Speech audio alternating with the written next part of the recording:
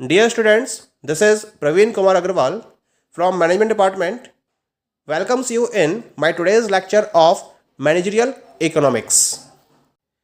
In today's lecture, we will discuss upon the concept of kinds or types of oligopoly, or we can say it classification of oligopoly. जैसा कि previous lecture में हमने oligopoly competition के topic को start किया था, उसके concept को डिस्कस किया था, डेफिनेशन को डिस्कस किया था और उसके साथ साथ उसके डिफरेंट फीचर्स को भी हमने डिस्कस किया था। आज के लेक्चर में हम डिस्कस करेंगे कि ओलिगोपोली मार्केट को किस तरीके से डिफरेंट पार्ट्स में डिवाइड किया जा सकता है। Oligopoly market can be classified on different basis as follows. तो यहाँ पर मैंने एक प्रॉपर चार्ट डेवलप किया है जहाँ मैंने ओलिगोपोली मार्केट को कंप्लीटली क्लासीफाई किया है। यहाँ मैंने 5 बेसिस कंसीडर किए हैं। The first one is the product differentiation basis. Second one is the entry of firms basis. Third one is the leadership basis. And fourth one is the agreement basis. And the last one is the coordination basis. One by one हम इनको लेके चलते हैं। पहले हम बात करते हैं on product differentiation basis. Product differentiation के basis पर हम oligopoly market को 2 टाइप्स में डिवाइड करते हैं। The first one is the perfect oligopoly and second one is the differentiated or imperfect oligopoly। क्या मतलब होता है? पहले हम बात करते हैं परफेक्ट ओलिगोपोली की। परफेक्ट क्यों कहते हैं इसको? बिकॉज यहां हम प्रोडक्ट के नेचर के बेसिस पर बात कर रहे हैं, यानी कि if all the oligopolist are producing homogeneous product then such type of oligopoly is known as the perfect oligopoly. Clear? यानी कि अगर जितनी भी ओलिगोपोली फर्म्स हैं वो होमोजीनियस प्रोडक्ट्स को डेवलप कर रही हैं, तब हम इस टाइप की ओलिगोपोली को परफेक्ट ओलिगोपोली का नाम देते हैं। और दूसरी तरफ क्या है आपके पास? The second one is the differentiated और इम्परफेक्ट ओलिगोपोली, यानी कि यहां पर प्रोडक्ट डिफरेंशिएशन अवेलेबल रहता है, यानी कि each and every oligopolist is producing differentiated products and this differentiation is on the basis of the quality, the branding, the size, color and so on, जिसके basis पर हर ओलिगोपोलिस्ट अपने प्रोडक्ट को दूसरे ओलिगोपोलिस्ट से डिफरेंशिएटेड वे में प्रोड्यूस कर रहा होता है। Then it is known as the differentiated और इम्परफेक्ट ओलिगोपोली। अगर हम मोस्ट ऑफ द इंडस्ट्रीज की बात करें, जैसे ऑटोमोबाइल्स हैं, रेफ्रिजरेटर्स हैं, कंप्यूटर्स हैं, ऑडियो विजुअल प्रोडक्ट्स हैं, air conditioner, pharmaceutical, these all fall in the category of differentiated oligopoly. क्योंकि इन सभी इंडस्ट्रीज के अंदर जो मैंने अभी आपसे डिस्कस की थी, इन सभी इंडस्ट्रीज के अंदर जितनी भी ओलिगोपोली फर्म्स अवेलेबल होती हैं वो केवल और केवल डिफरेंशिएटेड प्रोडक्ट्स को प्रोड्यूस कर रही होती हैं। यानी कि एक तरीके का यहां क्या होता है, नॉन प्राइस कंपटीशन अवेलेबल रहता है और प्रोडक्ट की क्वालिटी, फीचर, साइज, इन सब के बेसिस पर आफ्टर सेल सर्विसेज और भी बहुत सारे पॉइंट्स हो सकते हैं डिफरेंशिएशन के, इनके बेसिस पर हर फर्म अपने कंज्यूमर को मैक्सिमम क्वांटिटी तक प्रोडक्ट सेल करना चाहती है। क्लियर? तो ये तो बात हो गई on the basis of the product differentiation की। अब हम सेकंड पॉइंट की बात करते हैं। The second one is the on entry of firms basis. Market में फर्म की एंट्री के बेसिस पर ये 2 टाइप की होती है, आइदर द ओपन ओलिगोपोली और it will be closed oligopoly. Open का मतलब क्या होगा? When new firms are free to enter the market then such type of oligopoly is the open oligopoly. यानी कि यहां पर नई फर्म्स के एंटर करने पर किसी भी टाइप के रेस्ट्रिक्शंस नहीं होते हैं, ना तो कोई नेचुरल रेस्ट्रिक्शन ना तो कोई नेचुरल रेस्ट्रिक्शन होता है और ना ही कोई आर्टिफिशियल रेस्ट्रिक्शन होता है। कोई भी नई फर्म जब आना चाहे तब वो मार्केट में एंटर कर सकती है और अपने बिजनेस को स्टार्ट कर सकती है, या कोई भी फर्म एग्जिस्टिंग फर्म मार्केट को लीव करना चाहे, लेफ्ट करना चाहे तो वो लेफ्ट कर सकती है। इसके लिए कोई भी बाउंडेशंस नहीं होती हैं, तो हम इसको ओपन ओलिगोपोली का नाम देते हैं।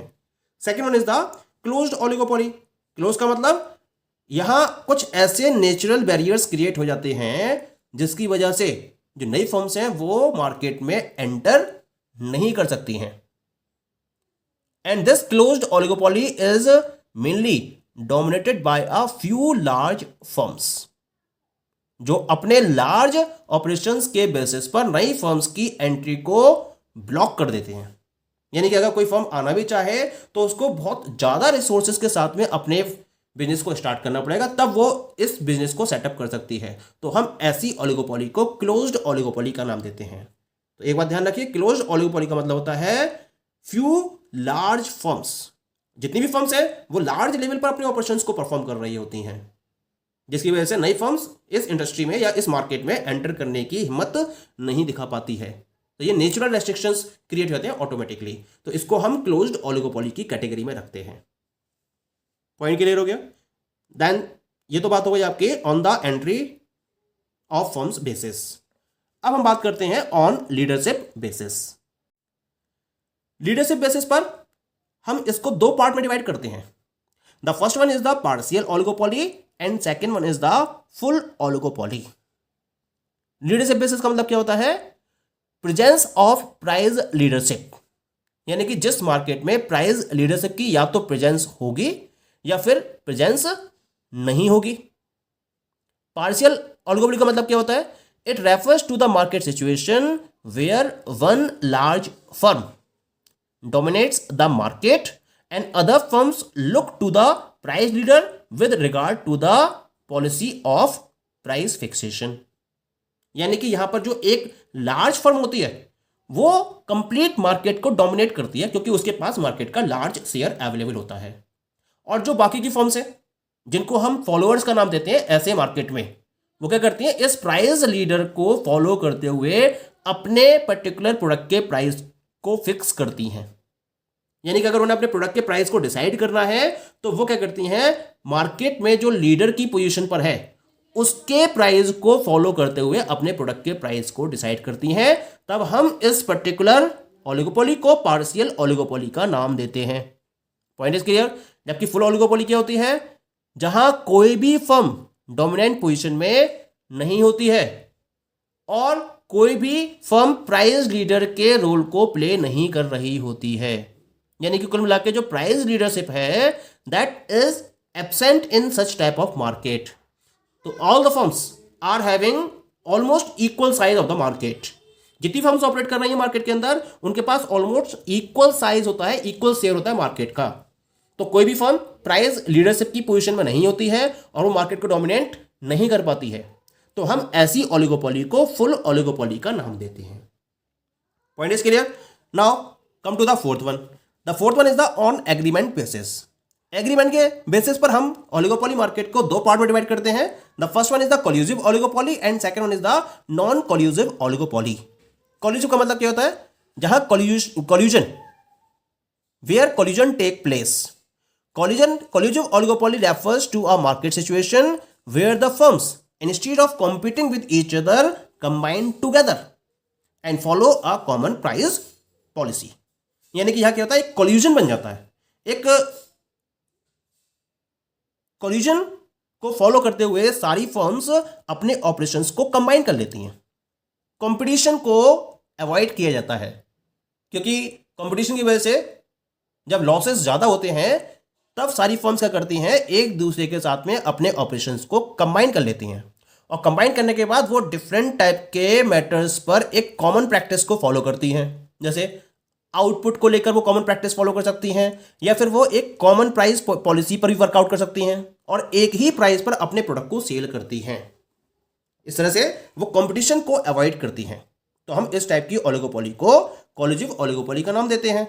और सेकंड है non collusive oligopoly. Non collusive का मतलब क्या होगा? एब्सेंस ऑफ एनी एग्रीमेंट और अंडरस्टैंडिंग, जहां पर फर्म्स एक दूसरे के साथ में कंबाइन ना होते हुए एक दूसरे के साथ में कंपटीशन करते हुए मार्केट में अपने बिजनेस को रन करती हैं, तो इसको हम नॉन कोल्यूसिव ओलिगोपोली का नाम देते हैं। यानी कि कोल्यूसिव ओलिगोपोली में एक एग्रीमेंट होता है फर्म्स के बीच, फर्म के बीच में, वो कंबाइन करती हैं और एक कॉमन प्रैक्टिस को फॉलो करती हैं। जबकि नॉन कोल्यूसिव ओलिगोपोली में ऐसी किसी भी प्रैक्टिस को फॉलो नहीं किया जाता है। पॉइंट क्लियर हो गया? Now we move to the last one. Last one क्या है आपके पास, that is on coordination basis. Coordination के बेसिस पर हम ओलिगोपोली मार्केट को दो पार्ट्स में डिवाइड करते हैं। पहला है इसके अंदर that is known as the organised oligopoly and second one is the unorganised oligopoly. Organised oligopoly को हम सिंडिकेटेड ओलिगोपोली का भी नाम देते हैं। अब बात आ रही कोऑर्डिनेशन की, तो कोऑर्डिनेशन के बेसिस पर अगर ऑर्गेनाइज्ड ओलिगोपोली की बात करें तो इसका क्या मतलब हुआ, the firms organise themselves into a central association for the purpose of fixing prices, output, quota etcetera. एक सिंडिकेट डेवलप कर लिया जाता है, यानी कि एक सेंट्रल एसोसिएशन को डेवलप किया जाता है और उस सेंट्रल एसोसिएशन के बेसिस पर सारी फर्म्स के रिलेशन में एक पर्टिकुलर प्राइस को फिक्स किया जाता है। कितना आउटपुट प्रोड्यूस करना है इसके रिगार्डिंग फिक्सेशन को फॉलो किया जाता है। हर फर्म का कितना कोटा होगा इसको भी फिक्स किया जाता है।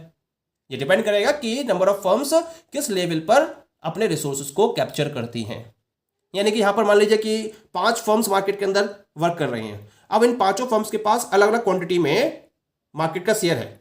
अब ये कंपटीशन ना करके अपना एक सेंट्रल एसोसिएशन डेवलप करती हैं और उस सेंट्रल एसोसिएशन में प्राइस को लेकर डिसीजन फॉलो किया जाता है कि किस पर्टिकुलर प्राइस पर प्रोडक्ट को सेल करना है और टोटल आउटपुट कितना है, यानी कि उस इंडस्ट्री में डिमांड कितनी आ रही है कस्टमर्स की तरफ से और उसके अकॉर्डिंग कितनी सप्लाई फॉलो की जानी चाहिए, उसके रिगार्डिंग आउटपुट को फिक्स किया जाता है। अब उस आउटपुट में से हर इंडिविजुअल जो ओलिगोपोलिस्ट है वो कितना प्रोडक्ट प्रोड्यूस करेगा उसको भी फिक्स किया जाता है, जिसको हम कोटा का नाम देते हैं। इस तरह से डिफरेंट टाइप के कॉमन प्रैक्टिसेस को फॉलो करते हुए अपने ऑपरेशंस को फर्म्स रन करती हैं। पर्पज वही है कि कोऑर्डिनेट करिए और कंपटीशन को अवॉइड करिए।